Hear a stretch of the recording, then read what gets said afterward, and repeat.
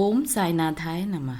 जिस तरह भगवान राम की अनुपस्थिति में भरत जी ने श्री राम की चरण पादुकाओं को गद्दी पे रखकर श्री राम जी से यह आश्वासन लिया था कि वे लौटकर फिर से राज्यभार संभालेंगे, उसी तरह हम अगर गुरु के चरण पादुकाएं घर में रखें तो साईं बाबा का भी यह आश्वासन हमें मिल जाता है कि वे घर में पधारेंगे और हमारे घर की सारी परेशानियों को भी दूर करेंगे।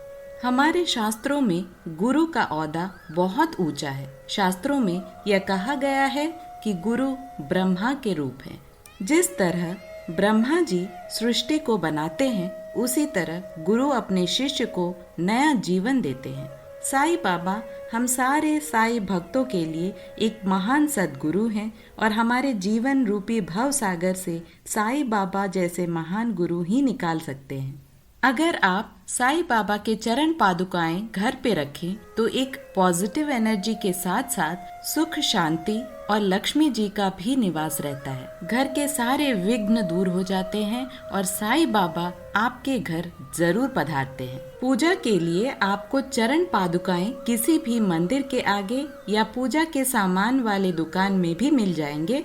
आप ऑनलाइन में भी इन चरण पादुकाओं को ऑर्डर कर सकते हैं। इसमें कोई स्पेसिफिक मटेरियल या धातु का होना आवश्यक नहीं है। बस ध्यान रखें कि लक्ष्मी जी की चरण पादुकाएं अलग होती हैं और गुरु पादुकाएं अलग होती हैं। इसलिए खरीदने के समय इस बात की जानकारी आप हमेशा ध्यान में रखें। हिंदू धर्म में भगवान और गुरु पादुकाओं को बहुत ही पवित्र माना जाता है।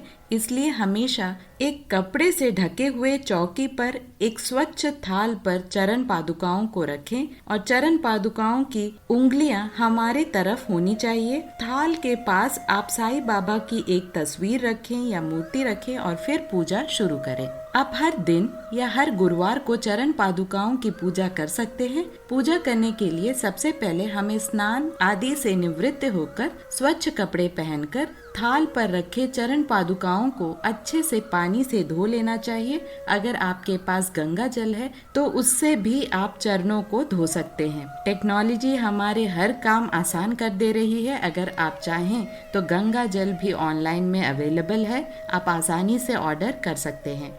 चरण पादुकाओं को धोने के बाद उस पर चंदन का लेप लगाएं और फिर कुमकुम भी लगाएं। धूप, अगरबत्ती, फूल और एक दीपक अवश्य जलाएं। यहाँ इन सारे कार्यों के बाद अगर आपको गुरु स्तोत्रम आता है तो उसे पढ़ें।